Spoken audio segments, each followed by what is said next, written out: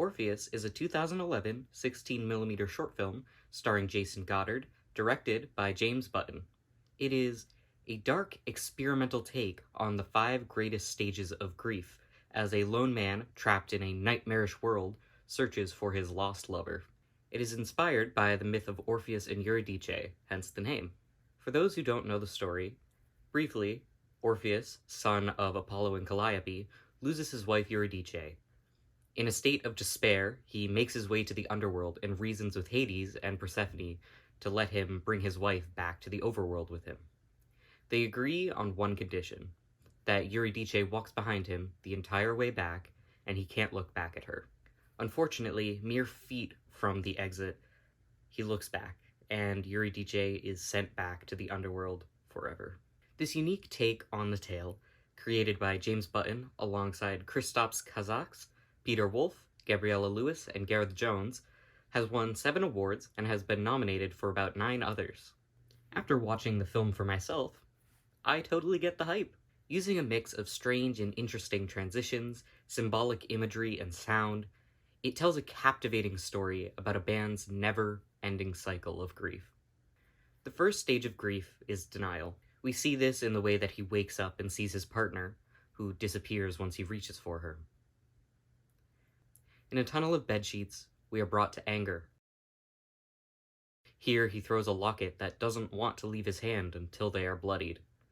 He screams into the empty alleyway, bits of rubble rising off the ground. We then find our main character in a bar, bargaining. He is sat in front of a broken picture frame and next to a box TV. As the TV turns on, we watch as he watches himself in the alley he was just in, throwing a locket which in turn destroys the frame sat in front of him. He frantically tries to piece it back together. The TV then begins to show flashes of his partner. Once he puts the final piece of glass back into the frame, the cracks begin to heal. And when he looks back at the TV, the view is the back of his own head, and then him leaving the bar. Depression comes in the form of a blue-lit alley.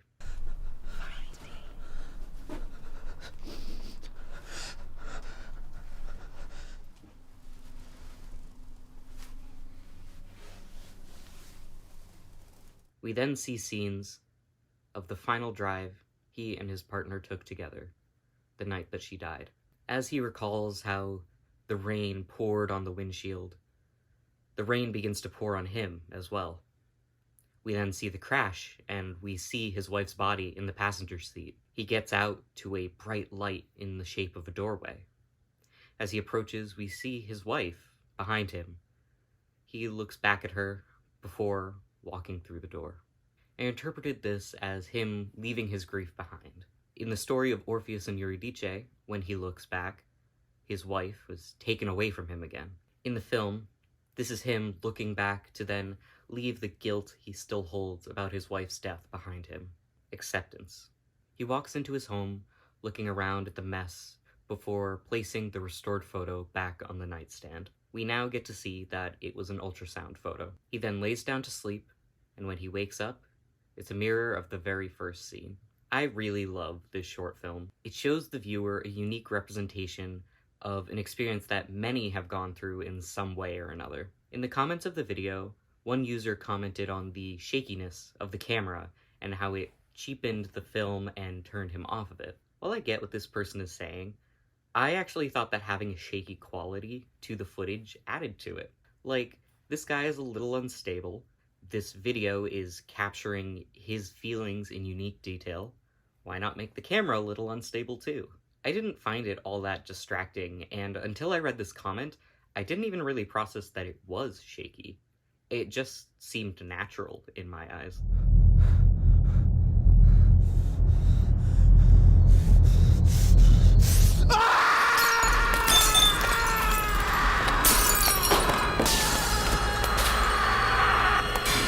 Of all the films I've reviewed so far, I think that this one has got to be one of my favorites. It was made by students for a university project and had a budget of about £300 or $370 US. This is such an awesome concept, and I think it is so well executed.